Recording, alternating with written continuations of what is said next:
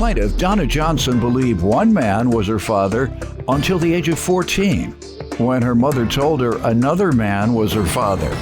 Donna is desperate to find out the truth, so she petitioned the court for a DNA test to see if she and the defendant share the same father. Defendant Bayete Washington says he first met Donna when he was 4 or 5, and over the years they kept in touch and built a relationship. But he's excited to find out the test results today. All rise. This court is now in session. The Honorable Judge Greg Mathis presiding.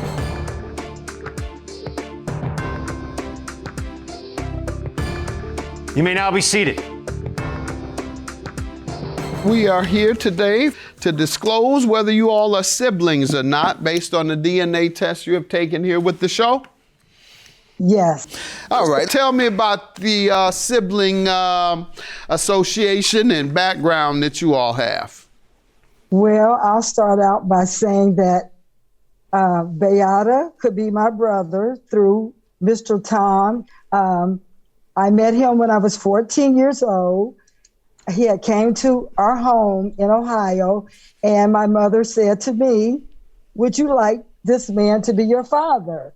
And I was like, "No, Mom, I have a dad." Being 14, I was very confused that she pulled me aside when this man came in his luxury Rolls Royce from Miami. He was a well sought after man in the community. You didn't choose him? Well, you know. That's my daddy. You're right, Mama.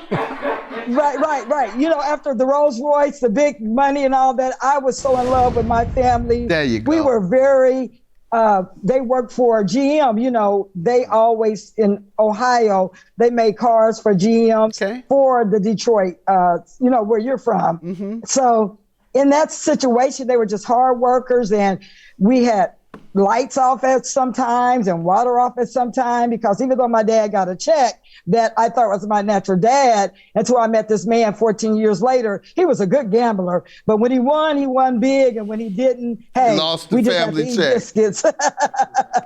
But he was a great father. What did Papa Rolls Royce do? Papa Rolls Royce, listen, Bayete, let Bayete tell that if you don't mind. Let me hear from you. Okay, well, I met Donna when I was, about 4 or 5 years old. I was in Miami, my mother, and she showed up with my niece, and Dad was like, "This is your sister, and you're an uncle." So I'm like, "I'm an uncle. I'm 5 years old. How am I an uncle?" No, he was a young man back then. So okay, but. And you grew up with Rolls Royce Pop? I did, just not old enough to drive it. What was he, school teacher, police officer, practiced medicine, had a very successful business? He owned a chain of dry cleaners, and he... there you go.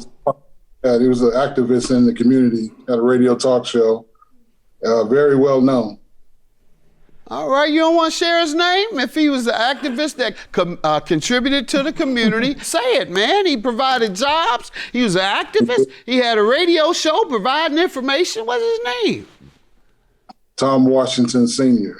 And on the dry cleaners, it said, "Tom Washington Sr., say it loud." All right. I love it. Let's give him a hand. Yes.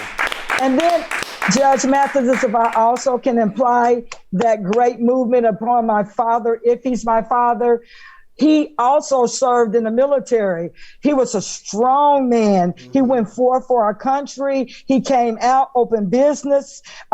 He was just a man of principles and values, and he wanted all of us to go to college. So the only thing about my life, when I turned 20, he told my mom, "If you don't send our daughter to college, I'm gonna let her know I'm her father." So 20 years old, I didn't go to college. He came to Dayton, pulled me out of Dayton and sent me to a Miami University in Miami. So I don't know how he had that kind of pull, because I didn't have a GED. You know, we was on the lazy side of course in Ohio. I had a baby, and I had stopped going to school. I had one credit to go, but my dad got me straight in college, you know, and I was so thankful for my father loving me in that way. But all his children he loved. They all went to private schools. So he was a man of You didn't mess his principles. money up, did you? Did you finish? You know, listen, I ran into Aaron Pryor, and I became his woman, and we traveled all over the world. The boxer Aaron Pryor? The boxer Aaron Pryor? He had just moved to Miami. Didn't Aaron Pryor end up on crack? He did. Well, then you ain't go. Come on. You're going to drop out of college. Aaron Pryor was one of my favorite boxers of the time, but let's say it like it is. You dropped out of college to be with a crackhead. Come on, let me move back over here. Now, you done wasted your daddy's money. There are stereotypes in our community, and I'm trying to eliminate that. So that's why you heard me suggest every career other than something illegal. You can't tell most folks that a man driving a Rolls Royce wasn't doing something illegal. I know many businessmen who have very high-end cars. You see a black man in a Lamborghini with a cap on and a sweatsuit. That's how I dress a lot. I see you on TV at the shows, at the comedy shows. You dress. I'm fly. That's why I'm Detroit. You fly. I'm Detroit. You didn't look at me all like that. Listen. That's why I was doing that. That's why, and I wanted you to give him credit for being a great role model. We want to know how a lot of these folks, these kids want to be athletes and entertainers to get a Rolls Royce and girls and big houses. And then when they don't make the pros and they don't make the big hit that gets them monies rich from entertainment. You didn't prepare for a real career to get you a Rolls Royce by developing some cleaners. Instead, you mess yourself up, and then you go back to the hood and sell the hood dope because you're smart enough on how to get the plug so that you can get the kilos, and then you give it to the 15 and 17-year-olds to be on the corner selling the packs. Judge Mathis, you are truly right about that. Not only did our father do the things that BAYETE had said with the cleaners, with the talk show, with the radio, after Kennedy died, he was an activist for the community. He also had started a liquor company that Black people had started doing to put out, and he ran for commissioner and mayor. He was very active in the community. Good. I'll give him another hand. That's what we need our business people to do. All right. And you want to tell me about the relationship you all have had? Well, she took me everywhere, all over Miami, a lot of places that weren't really advertised. Dad actually had 3 Rolls Royces that I know of at the same time. Yes. That's right. And had money to send his kids to college. That's the biggie. He definitely did that. Go ahead. He had a dock where boats can come in and handle their paperwork. A live arts theater where he met a lot of celebrities, in the community. So later on, as I got older, of course, Facebook was able to keep everybody connected pretty good. And then Donna came out to visit me and my son, and we hung out, stayed in contact always. So she's a very positive person, very uplifting, motivational. And BAYETE also came to Ohio to visit me with his son and family. We both share that love interest of, if we are siblings, we would like to do the best we can to stay connected. Everybody went their own way. We understood that after our father died. But at the same time, if he's my father, it would be such a blessing because of BAYETE. What brought it into question at this late stage? Well, at 14, when my mother said, never asked that I spoke of this other man being your dad.